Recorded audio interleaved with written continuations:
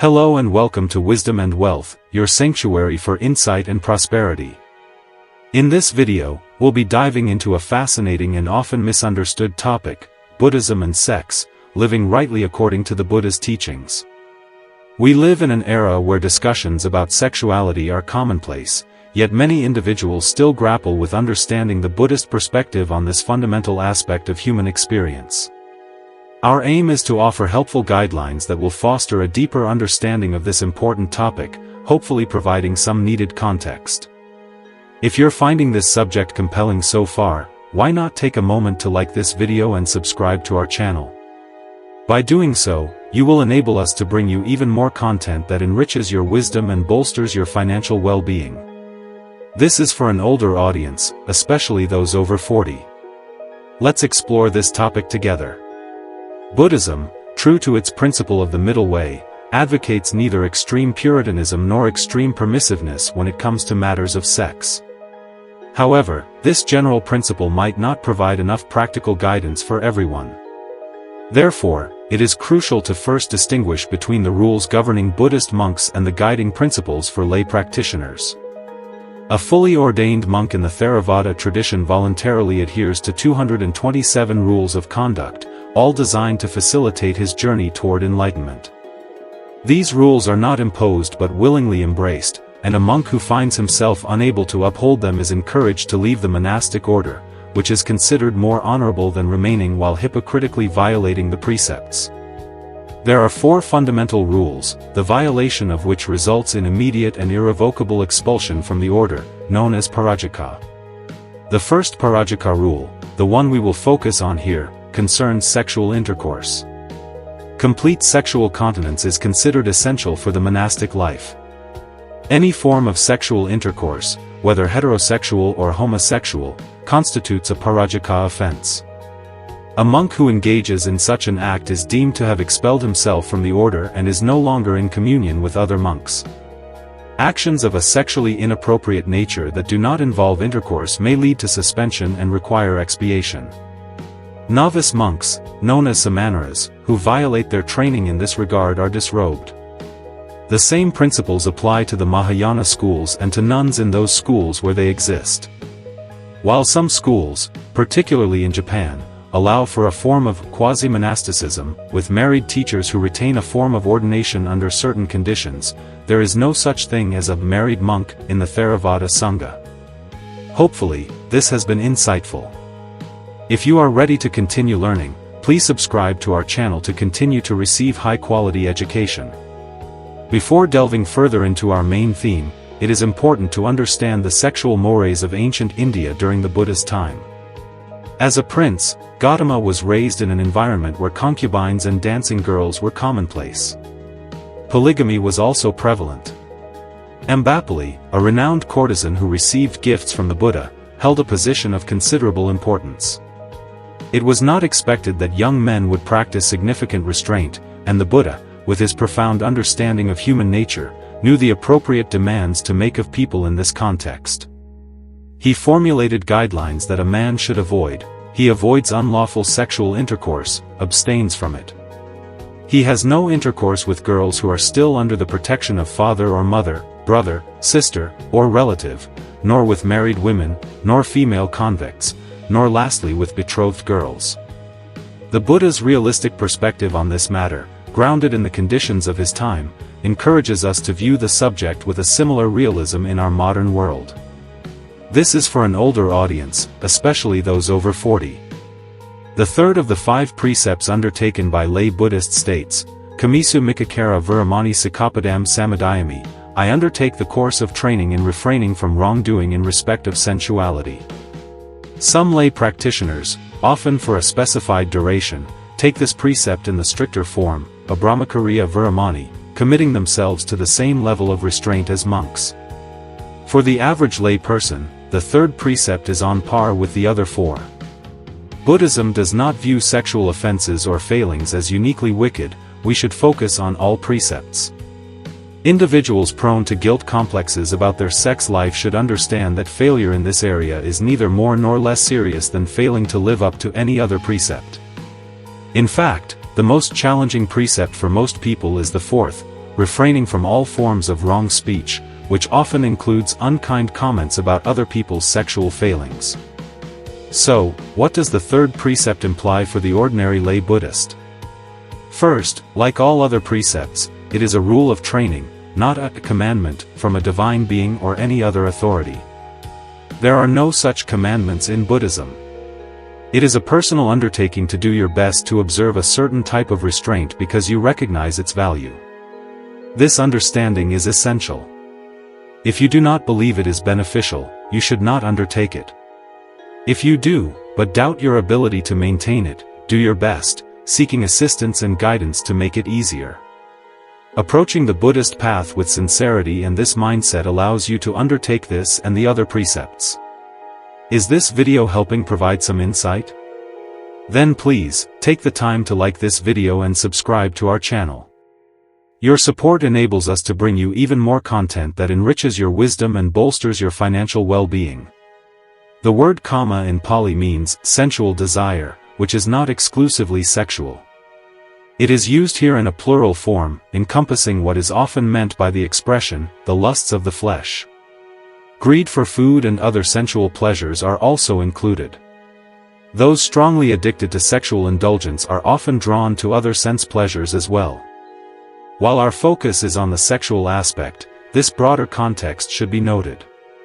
The fundamental reason for such an injunction should be immediately apparent to those with any grasp of Buddhist principles. Our dukkha, our feeling of frustration and dissatisfaction with life, is rooted in our desires and cravings. The more we control these, the less dukkha we experience. It is as simple as that, although the simple is not always easy. While there is some overlap between the third precept and the commandment, "Thou shalt not commit adultery," there is a significant difference in spirit and approach. Since most people in the West have some Christian conditioning, it is helpful to clarify this distinction. The traditional Christian view is that sexual intercourse is permissible solely within marriage. Even then, the implication is that, except as a necessary means for procreation, it is somewhat undesirable and should be limited, hence the debate surrounding contraception and related issues. Certain things like contraception, homosexual activity, and so on are often regarded with horror and labeled unnatural. The inevitable reaction, encouraged by some psychological experts, is a complete permissiveness where anything goes. Rigid puritanism and total permissiveness are extreme views that Buddhism rejects. Instead, Buddhism teaches us to chart a sane course between the two extremes. Reduced to essentials, the great debate about sex revolves around the concept of sin. To the Puritan, engaging in sexual activity for pleasure is evil, wicked, or sinful. To the permissivist, this is nonsense. They likely reject the term sin as meaningless and see nothing wrong with sexual pleasure, regarding it as legitimate, perhaps the highest pleasure, and something to which everyone has a right. Many people, coming from a Christian background with some puritanical influences, find the Buddhist attitude to this problem difficult to grasp. They may have never received a clear explanation or, if they have, it seemed too technical. The point is of considerable importance, so it is worthwhile attempting to clarify it. Sin, to a Christian, is primarily a breach of God's commandments. This explanation is not wrong in Christian theology but is not applicable in Buddhism, where there are no such commandments. The so-called precepts are undertakings to oneself, a different concept.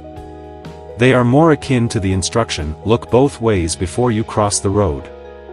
However, there is considerable agreement between the content of the 5 precepts and some of the 10 commandments, so behaving accordingly is wise. There is another understanding of the word sin itself which more closely aligns with the Buddhist view of things.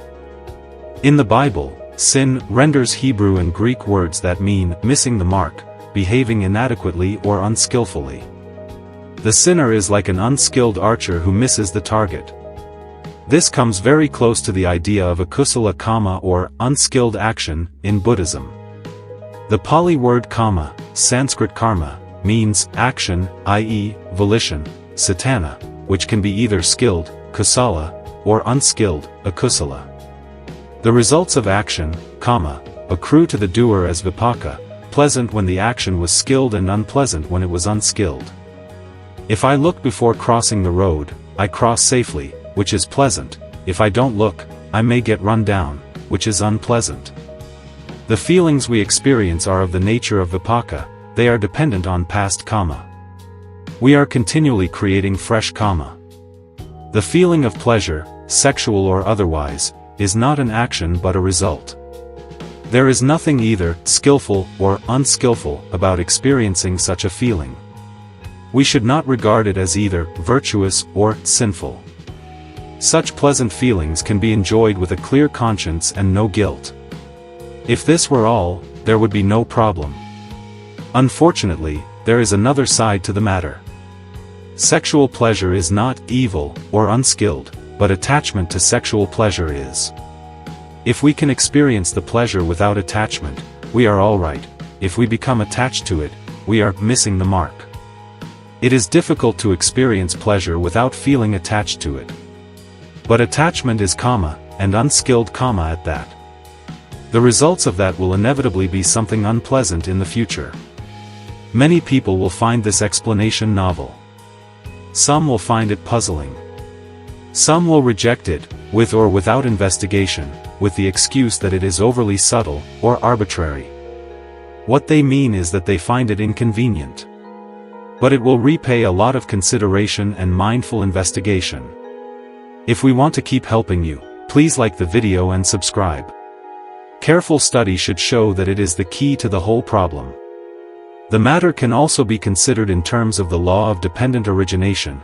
Contact is the basis for the arising of feeling, of craving, of clinging, etc., the ultimate outcome being the continued process of becoming, with all the sufferings entailed. Thus, we cannot say that either the Puritans or the permissivists are entirely right. We might, however, suggest that the Puritans are partly right for the wrong reasons.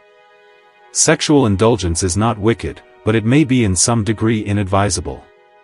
Most people will not feel able to refrain altogether, nor are they being urged to, but there is merit in moderation. Setting aside all ideas derived from other sources, other religions and philosophies of life, what is the Buddhist attitude towards marriage? For many Buddhists, in the East or the West, there is no great problem. They live a reasonably normal married life just as do many Christians, humanists, and others. We may say they are lucky, or enjoy the results of favorable karma in this respect. For others, of all creeds or none, serious problems arise and must be somehow faced. In the Christian tradition, marriage is usually termed a sacrament. In some branches of Christianity it is treated as an indissoluble bond, though usually there are a few loopholes. Other branches of Christianity permit divorce in certain rather narrowly defined circumstances, and of course in most countries the state permits divorce and the remarriage of divorced persons, with or without the approval of the church. In Buddhism, marriage is not a sacrament, as such a concept does not exist. And it is not any part of the functions of Buddhist monks to join lay people together in holy wedlock, or deadlock. If it is occasionally done today in Japan, this is just a modern idea in conformity with a general tendency among Japanese Buddhists to imitate, often perhaps unwisely, Christian institutions.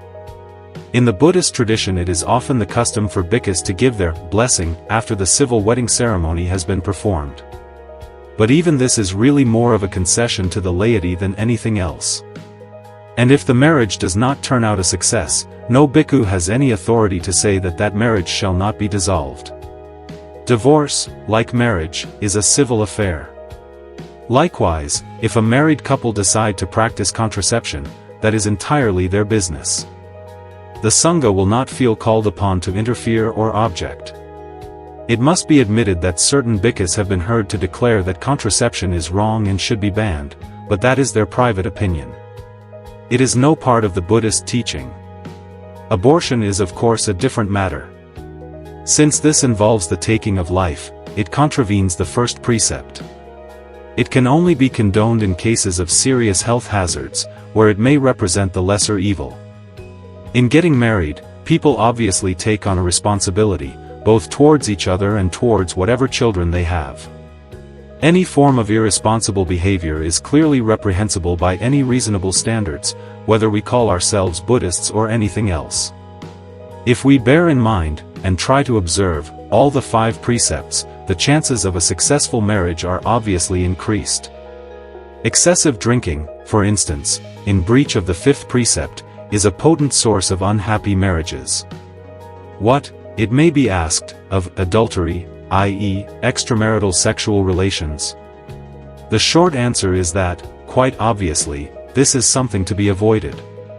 But the point should be made that Buddhism does not regard this, or any other sexual irregularities and deviations, as somehow uniquely wicked. In countries nominally Christian, the special kind of horror with which such things are, or recently were, regarded can be pushed to grotesque extremes.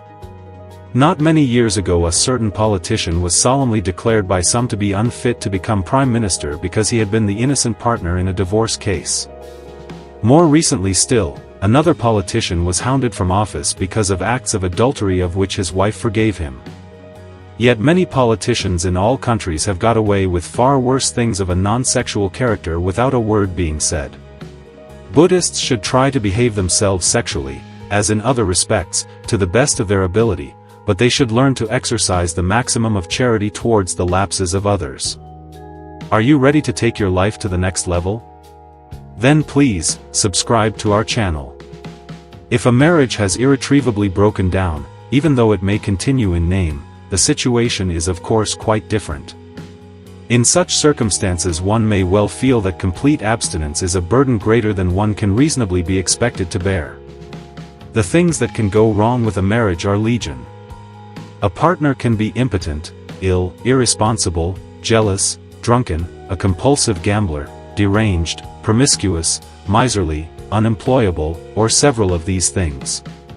Or both partners can be perfectly charming people and yet utterly unsuited to each other.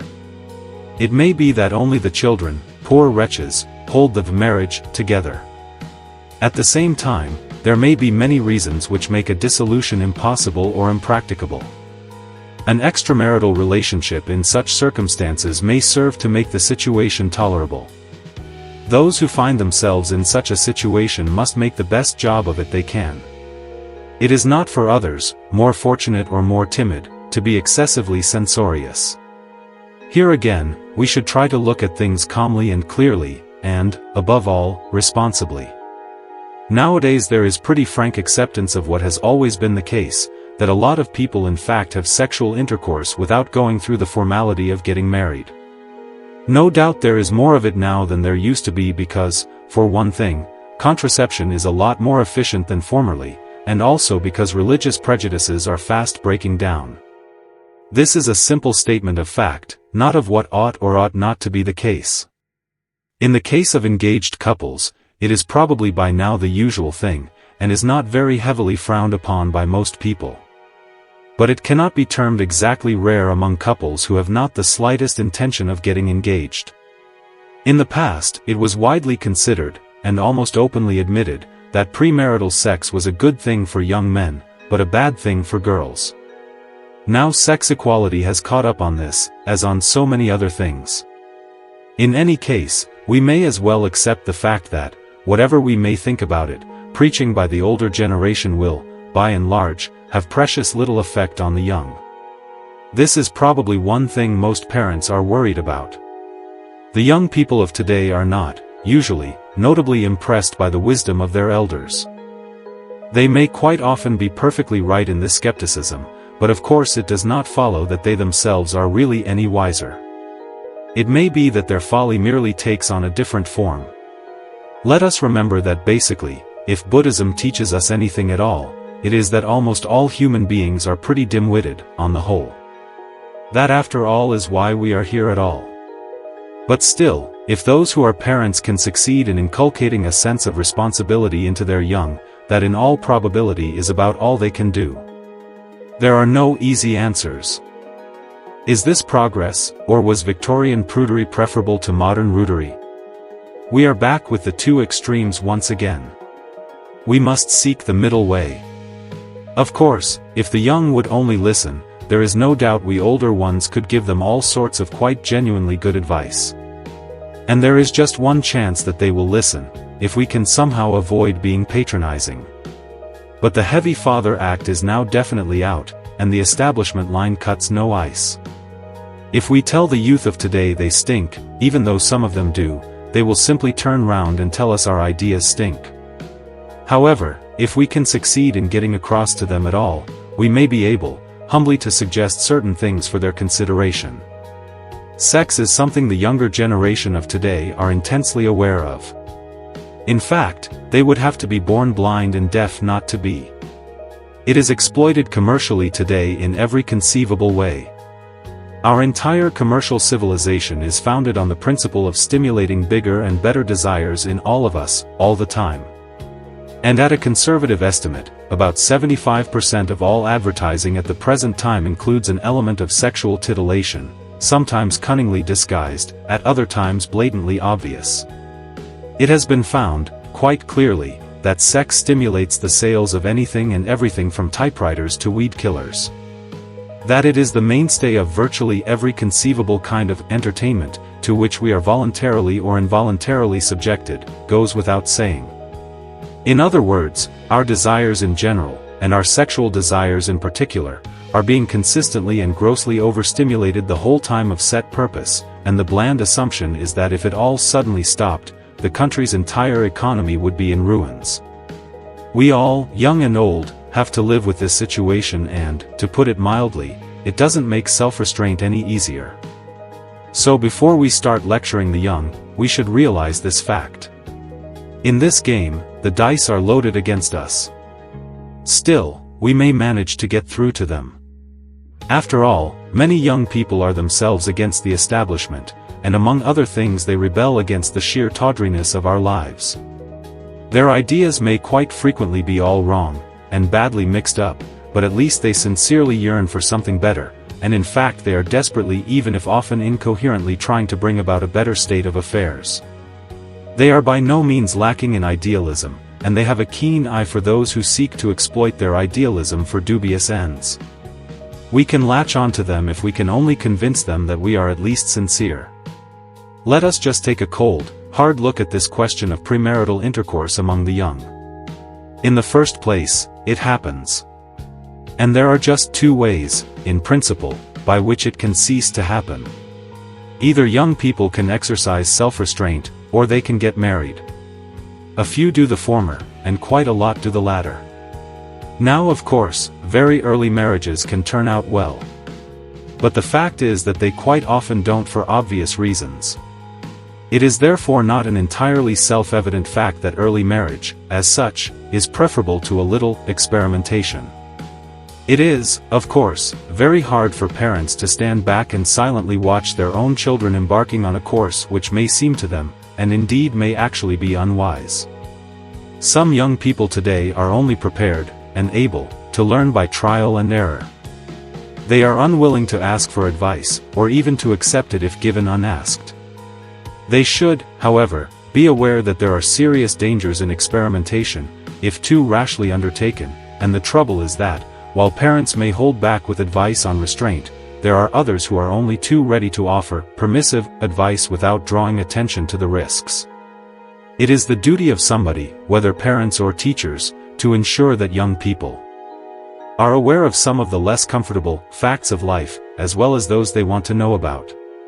Venereal disease is rampant today, and on the increase. And it is by no means always the minor inconvenience it is made out to be in some quarters. It can still cause sterility, serious illness, or even death. That, the pill, is not, and is not meant to be, any protection against VD would seem obvious, but many girls seem unaware of this, till it is too late. Nor is the pill itself as harmless as all that. It can have unpleasant and sometimes quite serious side effects, and one recent estimate is that 25% of the women who use it ought not to do so, on medical grounds. Even common sense might suggest that prolonged chemical interference with hormone functioning could cause trouble.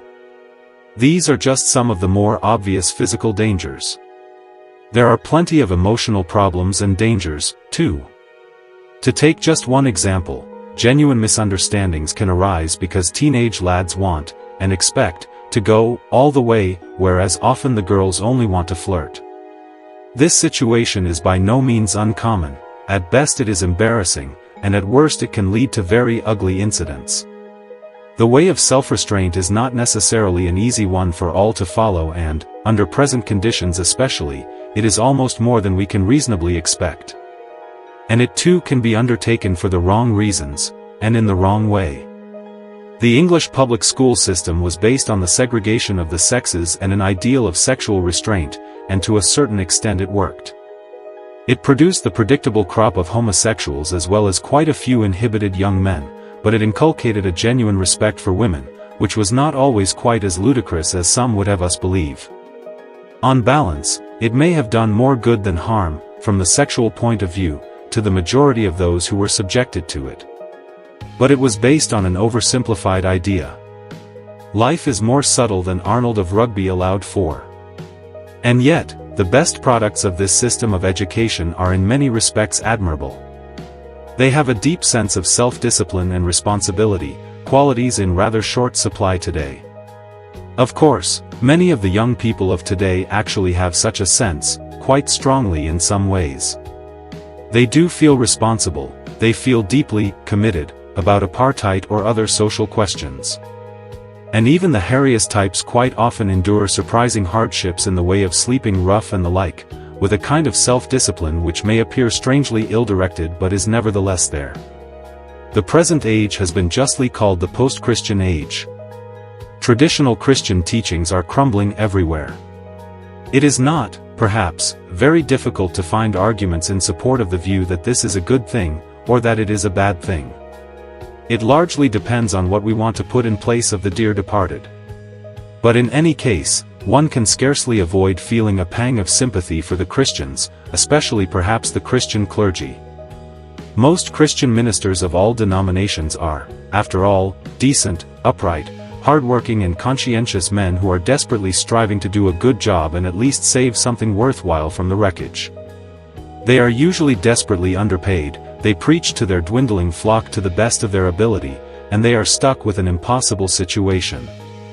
They may often be ignorant and sometimes bigoted, but they find themselves mocked by those who are often enough equally ignorant and bigoted, and whose sole aim is frequently to replace their creed, however inadequate, by something ever more negative and destructive.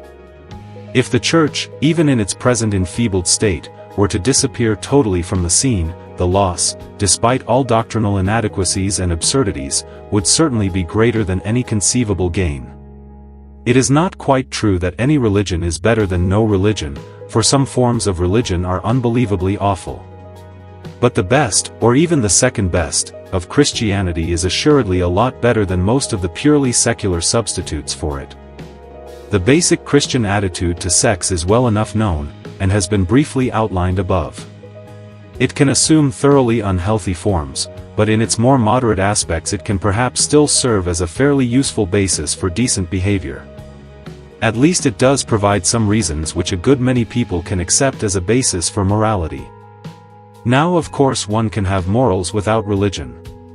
It is not too difficult to produce purely social reasons for a lot of moral conduct, sexual or otherwise, and the best of the anti-religious propagandists today are at pains to do this.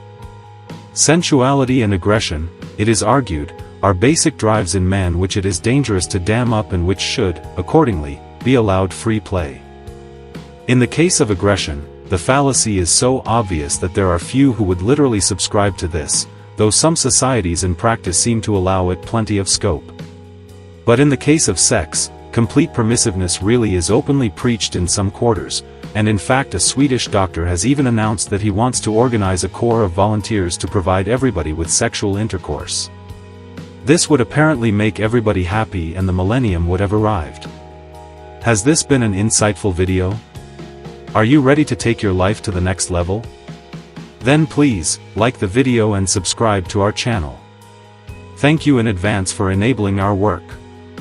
The sexual drive is, in most circumstances, just about the strongest urge there is in man and in the other animals. This is so whether we think that it was implanted in us by God or by the devil. It can be denied all direct expression, quite obviously, and whether this is or is not a good thing to do depends very much indeed on how, and why, this is done. The ostensible reasons for such a course in these two bodies may be quite different, but it is surely not without significance that they both, and some others, consider it important to even attempt such a seemingly unnatural exercise. But there is no doubt that a good deal of the enormous respect shown to members of both communities stems directly from the knowledge of their celibate way of life. In some parts of the world, indeed, such men are regarded as either supermen or hypocrites, since no normal man could be expected to endure such a life. And of course both communities do include quite a few hypocrites and, probably, a few supermen. For the vast majority or people, of course, there is no question of their attempting such a thing except perhaps, for relatively short periods. The lady who once asked in a class, if everybody became a bhikkhu, what would happen to the world, could safely be told not to worry. The biological function of sex is obvious and requires no discussion here.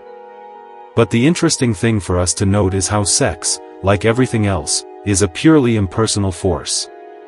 We tend to think of it in intensely personal terms, but in actual fact it is a force that just flows through us and uses our most wonderful and inspiring emotions for its own ends, which are totally concerned with the continuance of the race as a whole. The idea that it is just a private and wonderful thing between you and me is merely a part of our general illusion. Altogether, it is a prolific breeder of illusions. It can lead a man to think he has found the most wonderful woman in the whole world while everybody else is thinking, what on earth can he possibly see in her? To the Buddhist, of course, sex is an expression, perhaps the chief expression, of that tanha or craving which brings dukkha in its train. It is therefore quite logical that we should seek to bring it under control. In a sense, that is all there is to the whole question.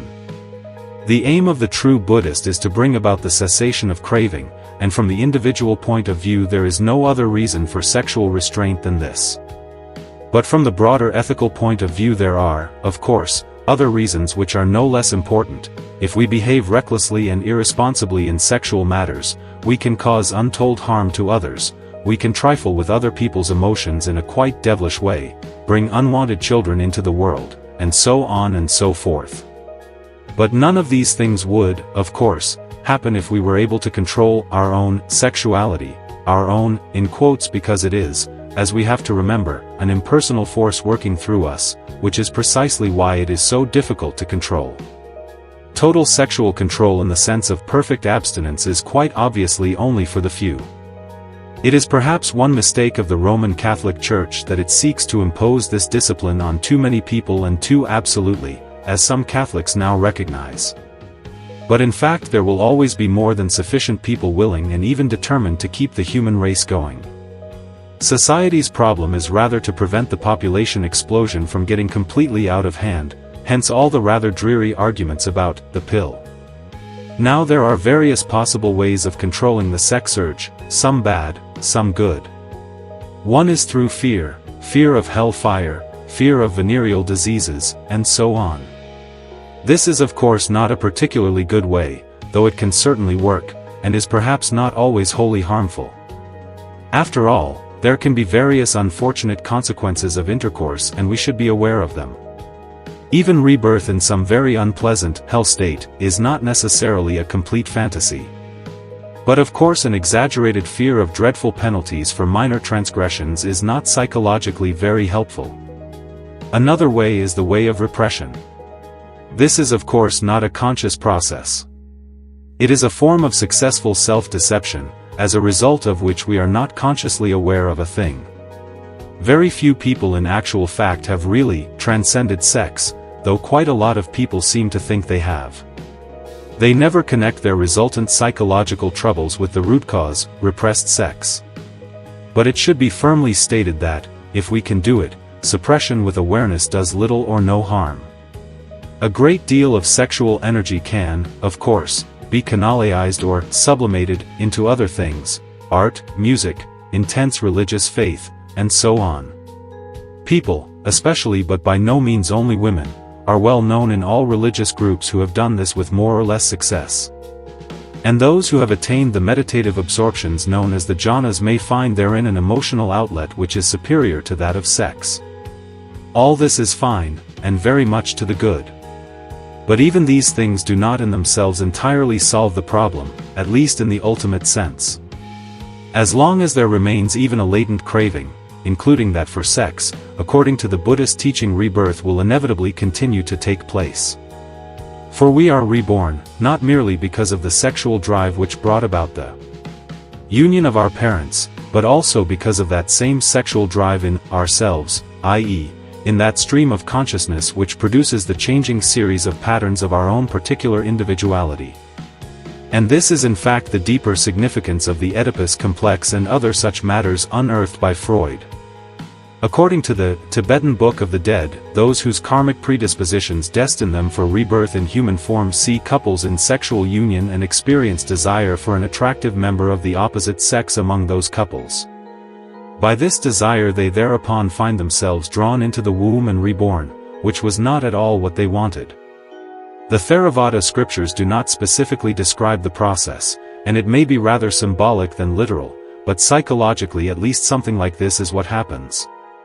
Quite obviously, the average Buddhist lay person has no present intention of living a celibate life, nor is this being urged here. But some knowledge of the nature of sexuality and of how it can be transcended can help him to solve his sexual problems, if only by helping him to avoid self-deception. According to the Buddhist teaching, the path to full enlightenment is marked by the successive attainment of 4 stages. The first of these is that of the stream winner who has broken 3 of the 10 fetters and glimpsed nibbana. The essential factor here is the clear realization of impersonality. This realization at the same time eliminates skeptical doubt and belief in rites and rituals. In our present connection, the important point to note is this: in the moment when is realized, when, that is, the spurious nature of self is clearly seen, there can, obviously, be no desire of any sort for that self and its gratification. True, this moment of deep insight passes, but its profound effects remain. Desires return, but their root has been irreparably broken, so that they must eventually die away.